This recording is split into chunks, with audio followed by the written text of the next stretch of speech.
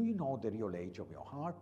There is a simple way to estimate it. I'm Dr. Francesco Lo Monaco, a preventive cardiologist in London. Heart disease develops quietly, often years before symptoms appear. Tools like the NHS Heart Age Calculator use familiar factors such as blood pressure, cholesterol, weight, smoking, and family history to estimate your heart age. And sometimes, seeing a heart age that is older than your actual age isn't bad news. It's a wake-up call. It gives us a chance to look a little deeper at inflammation, hidden metabolic stress, and the habits shaping your long-term heart health.